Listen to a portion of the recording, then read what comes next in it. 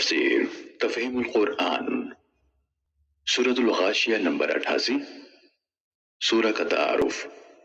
اس سورہ مبارکہ کے پہلی ہی آیت کے لفظ الغاشیہ کو اس سورہ کا نام قرار دیا گیا ہے۔ سورت کا پورا مضمون اس امر پر دلالت کرتا ہے کہ یہ بھی ابتدائی زمانے کی نازل شدہ سورتوں میں سے ہے، مگر یہ وہ زمانہ تھا جب حضور صلی اللہ علیہ وسلم تبلیغ عام شروع کر چکے تھے اور مکے کے لوگ بالعموم اسے سن سن کر نظر انداز کیے جا رہے تھے۔ اس کے موضوع کو سمجھنے کے لیے یہ بات نگاہ میں رہنی چاہیے کہ ابتدائی زمانے میں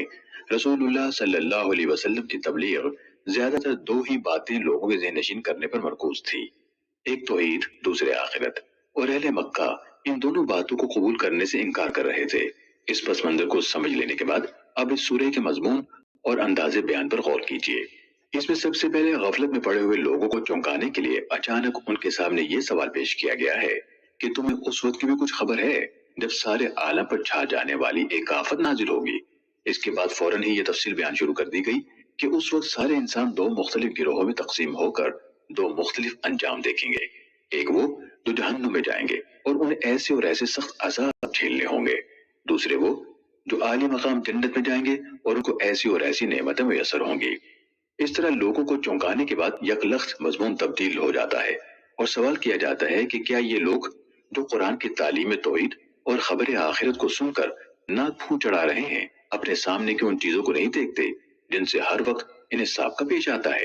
عرب کے صحرا میں جن اونٹوں پر ان کی ساری زندگی کا انحصار ہے، کبھی یہ لوگ غور نہیں کرتے کہ یہ کیسے ٹھیک انہی خصوصیات کے مطابق بن گئے جیسی خصوصیات کے جانور کی ضرورت ان کی صحرائی زندگی کے لیے تھی۔ اپنے سفروں میں جب یہ چلتے ہیں تو انہیں یا آسمان نظر آتا ہے یا پہاڑ یا زمین، انہی تین چیزوں پر یہ غور کریں۔ اوپر یہ آسمان کیسے چھا گیا، سامنے یہ پہاڑ کیسے کھڑے ہو گئے، نیچے یہ زمین کیسے بچھ گئی؟ کیا یہ سب کچھ کسی قادر مطلق ثانی حکیم کی کاریگری کے بغیر ہو گیا؟ اگر یہ مانتے ہیں کہ خالق نے بڑی حکمت اور بڑی قدرت کے ساتھ ان چیزوں کو بنایا ہے اور کوئی دوسرا ان کی تخلیق میں شریک نہیں ہے، تو اسی کو اکیلا رب ماننے سے انہیں کیوں انکار ہے؟ اور اگر یہ مانتے ہیں کہ وہ خدا یہ سب کچھ پیدا کرنے پر قادر تھا، تو آخر کس معقول دلیل سے انہیں یہ ماننے میں تامل ہے